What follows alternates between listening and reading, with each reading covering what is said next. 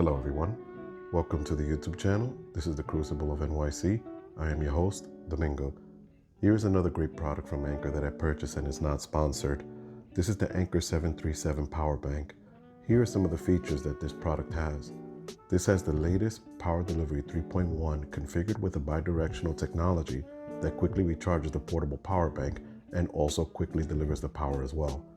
The Anker 737 gives you up to 140 watts of charging for one device at a time using the USB-C port. It can deliver 18 watts using the USB-A port for fast charging and has a total capacity of 24,000 milliamps or 86 watt hours, making this one of the requirements when flying on an airplane, as the limit is up to 100 watt hours. Here is some of the information on the charging voltages when using any charging port.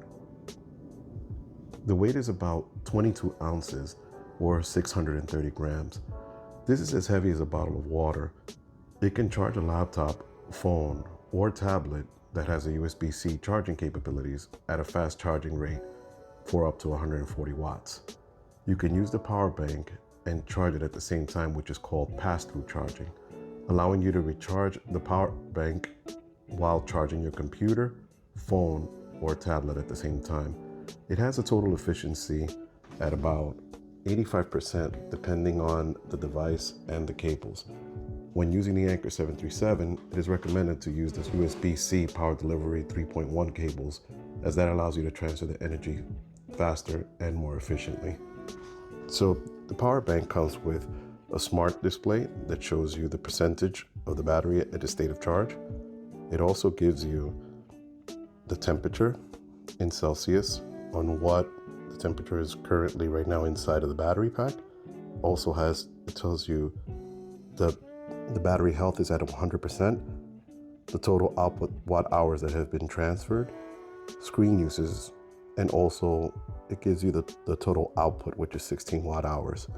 It also gives you an on and off display, an auto on and off,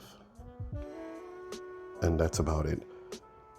These are the ports that it comes with. It comes with two USB-C ports, one in output, which is the charging and discharging port, which is right here. Also gives you a permanent output one, a single output one, and it gives you a USB-A charging port as well. It gives you a USB-A. So here we go. And the weight is not as bad. Like I said, it's about a bottle of water. And here are the specs it shows you here as well. In the back, the voltages and the charging and the amperage. And the build quality is very sturdy. It's like a big candy bar. This is the power button and the button for the functions. And when you connect the USB-C cable, this is the cable that it comes with. So the contents in the box is just the cable, the battery bank, and this pouch. And it's just like a felt sleeve from Anker. It's nothing special. It doesn't seem like it protects it much. It's just to cover from dust and anything getting inside of it. So I can charge, for example, a laptop that's about 140 watts. And this is right here. So we have 140. This is an Asus laptop, Zephyrus G14. And this has an AMD processor and 16 gigs of RAM and a dedicated video card. So when charging this device with the USB-C Anker, we use the port and the cable that came with Anker, which is an 100 watt power delivery cable. And you'll see that it says they're 100 watts.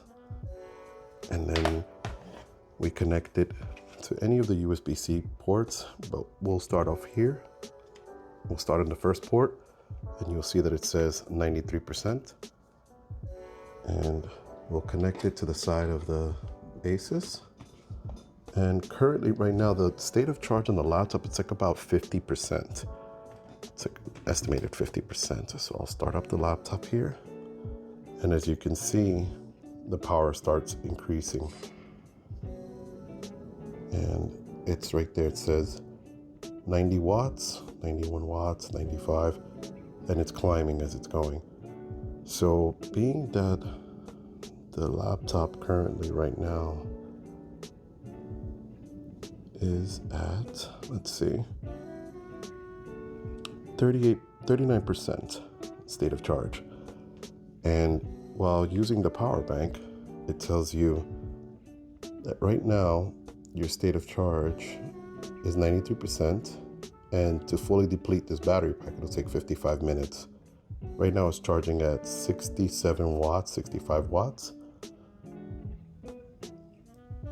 And right now it's charging at a decent rate. It's not charging at 140 watts right now because unfortunately the settings, it seems like I've had this problem before, that when I started charging this laptop, it started charging at 90 watts and then it would just dumb down and then it would just go slower, but then it would ramp up as it's needed.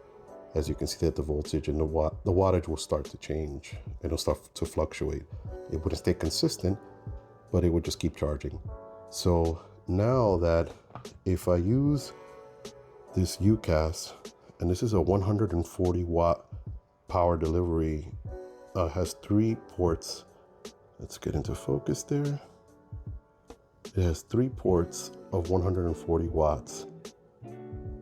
And so if I connect the USB-C plug to do the pass-through charging, I've connected here to this Anker extension cord that has 2 USB ports here. And let me move this back a little bit. There you go. And now I would start to do a pass-through charging for this device. So I would move the power cable where it was connected to on the first one. I'll move it to the bottom one. And then I'll use the charging port on the top.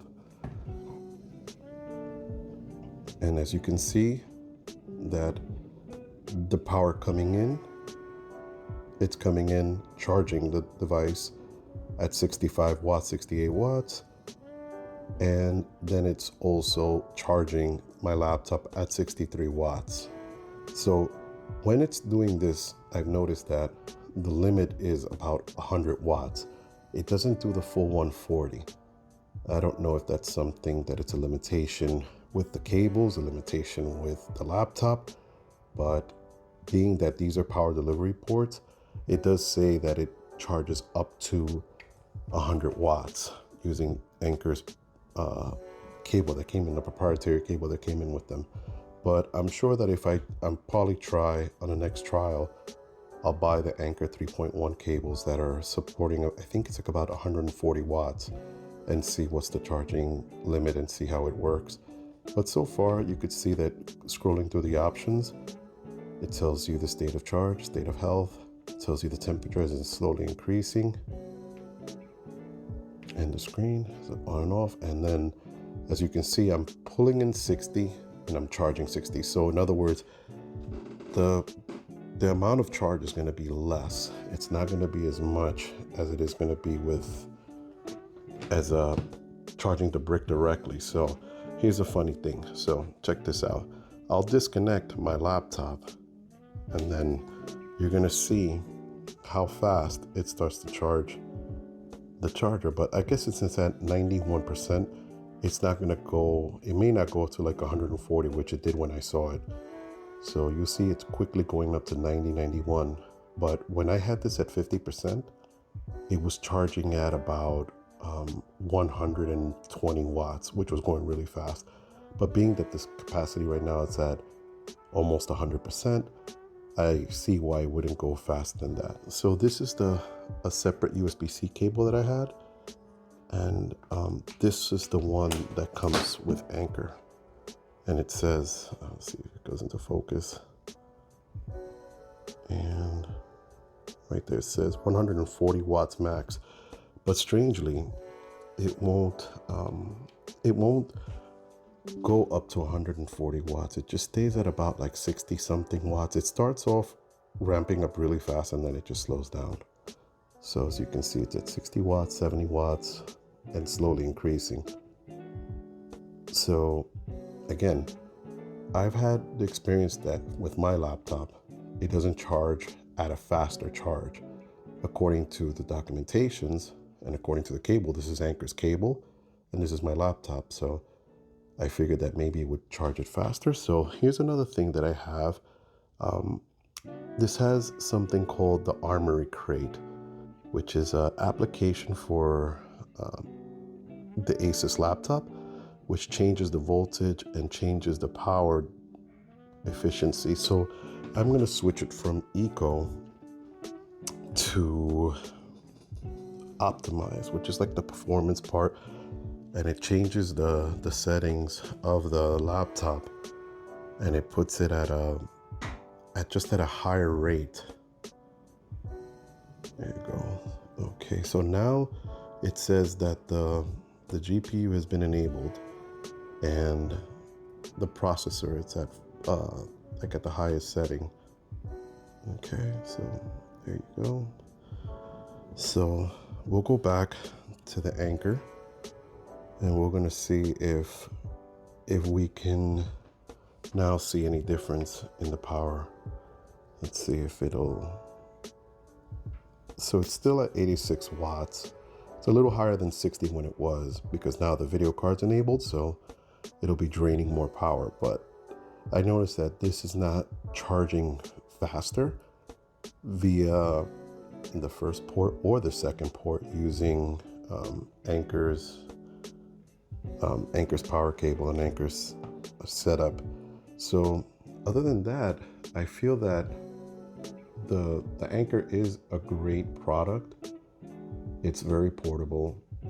It's about 85% efficient. But the pros of this, that I believe, is that the compactability of this is in your hand. It's like almost the size of a full-size cell phone, of a 6-inch cell phone. The weight, like I said, about a bottle of water, say about a 20-ounce bottle of water. That's the pros about it. And also the capabilities of using the USB-C power delivery port in and out, so you can do the pass-through charging, and you can use the USB-A to charge that device as well, to charge a fast charge like a iPhone or a Samsung phone. Now, my cons that I think with this power bank are some cons. One is that it doesn't really charge like my laptop. It's at about 30-40%. I would expect it that the battery being so low that it would charge a lot faster. The second cons that I would say, it's that this uses lithium NMC batteries with this lithium manganese battery, and these are the ones that have the least charging capability. So in other words, like the lifetime, this has about 500 times of charge before it starts to deplete to like 80%. Now, you're not going to charge this thing 500 times in less than a year. You're going to take at least like 3 to 5 years before you start seeing the degradation of the battery on this device. Now, why do they use lithium manganese batteries? Lithium manganese cadmium batteries is because the density, the energy density in such a small form factor, it's a lot of energy for such a small device. Now, if they would have went with lithium iron phosphate battery, LiFePO 4, this would have been much heavier, maybe much bigger, and maybe it wouldn't have been as compact as this design as it is. That's pretty much it for the cons for me. This has been around for about 2 years. It's not a new device. So when this came out, I'm sure that this was the technology that they chose to use. And it worked fine for when it was the time that it was needed. But now that we're in 2024, you ask yourself, should you buy this still? I would say yeah, because unfortunately, if you're somewhere stuck and you need to charge a laptop that requires around 65 watts or greater to start giving you a small charge, I would say go for it, because this device is very portable and very useful for what you can use it for. You can charge your devices, charge your phones, your tablets, everything you need there. You can definitely charge it. I would say go for it. And one thing is that I've noticed is that this does go on sale a lot from time to time. And when I purchased this for $90. This goes for $150. So sometimes they have sales from Amazon or Anker. They'll have some specials. So there was a special that Anker had on their website that if you purchase this Anker battery back, you would get a free Anker 3.1 cable, which those cables go for about $10 to $15. So having that cable with this device is great because you don't have to pay for the cable. But if this is recommended by me, yeah, I would say definitely purchase this. I have no regrets with this purchase. I bought one for my daughter, and this is something, like I said, charge it quickly, put it back in your bag, and then once it's depleted, you can fast charge this at 140 watts. So now it should be at around 83%. So this is 83%. So it's at 82 watts. As you see, it fluctuates. It still goes up and down. So now I'm wondering if I disconnected the laptop and I connected the power brick again from that UCAS. Let's see how fast it would charge now that we have depleted it some, not much. So you see it went up to 90 watts. And this time it may go up to 100 and something watts, because I remember it went to 110, 120 watts. But I believe that this has like a protective method in the BMS that allows you to not go too high if the battery is already at a higher state. So if it probably was like 50%, then maybe you would get that 100 watt of charging. But when I first got it, it was like at 16%, and charging it was very fast. So as you can see, it's at 92 watts. So it will reach 100 and something watts, but you just have to have a certain amount of depletion for it to go ahead and be able to charge at that speed. But I think that this was a decent buy. And if anyone is looking for a battery bank that doesn't break the bank, I would say go for this one. And if you have any questions, leave them in the comments and I'll get back to you as soon as I can. Thank you and take care. Have a good one, folks.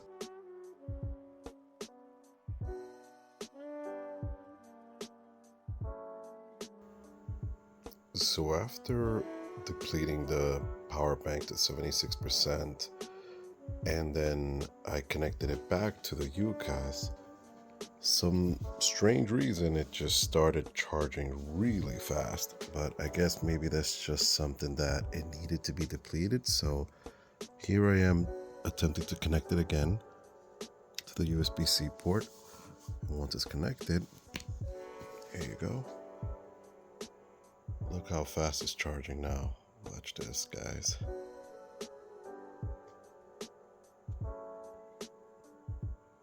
So as you can see there, folks, it jumps to 130 watts, close to 140 watts of charging.